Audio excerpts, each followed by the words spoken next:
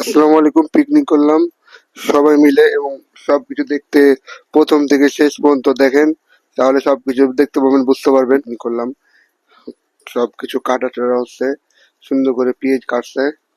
পেঁয়াজ কেটে কেটে দেওয়ার পর আবার উপরে নিয়ে যেতে হবে, ছাদে পিকনিক করা হচ্ছে, রান্না বান্না। ছাদে আবার আঁকা জ্বালানো হচ্ছে, পাম্প পুড়াচ্ছে। পাম্প পুড়িয়ে নিয়ে আসেনি এই জন্য পুরা বাদ দিয়ে আবার পেঁয়াজ দিলাম। আমি লাত্তাছি সুন্দর করে, কারণ আমি রান্না করতে পারি তো মোটামুটি, এই জন্য রান্না করি মাঝে মাঝেই। সুন্দর করে লাড়া চাড়া দিতেছি, একবারে ও করে অনেক তেল দিয়ে দিচ্ছে, দেখতে পাচ্ছেন। তাই একটু লাত্তাছি। মাংস হয়ে গেছে, আমি ছিলাম না, আমি একটু দইখানে বসেছিলাম দোকানে, এসে দেখি মাংস হয়ে গেছে। আমার আবার চাকতি দিল, খেয়ে দেখো কেমন লাগে। আমি আবার খেয়ে একটু ভিডিও করে নিলাম। ওয়াও, কি স্বাদ, সেই স্বাদ। অনেক সুন্দর লাগছে খাইতে, অনেক সুন্দর হয়েছে রান্নাটা। খেতে খেতে আবার পাশে দেখি সুন্দর একটা কি মুরগির ফার্ম আছে ছাদের উপরে, দেখে তো সেই একবারে ওয়াও, কি কর করতেছে। আমি একটু নকশা করে নিলাম।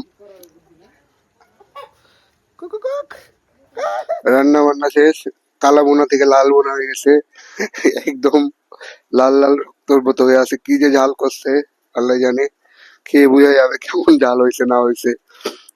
আমার চাচুকে ভাগ করতে দিল যে বাটিতে আপনি উঠিয়ে দেন সবারে এক সমান করে, যেন কেউ কিছু না বলতে পারে এটা সেটা। আমার কম বেশি দিচ্ছে এটা সেটা, এই জন্য ভাগ করে দিয়েছে সুন্দর করে। ভাগ করে দেওয়া শেষ হলে আবার চাচা এদিকে ভাত দিতে সবারে। ভাগ করে দেওয়া শেষ হলে আমি আবার খেতে বসলাম।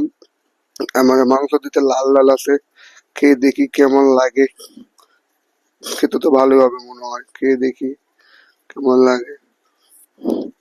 খেতে তো অনেক ভালো, বাট একটু ঝাল আছে। এই ফাঁকে দেখিয়ে দিলাম, অনেক একটু ঝাল আছে খেতে অনেক। তারপর আর কি, আবার আমার একটু ঝোল দিয়ে দিছে। এতগুলো ঝোল খাওয়া যায় নাকি, কালা বুনা করে দিছে। আমি আবার কি করছি, চিপে চিপে সব ঝোল বের করে খাচ্ছি।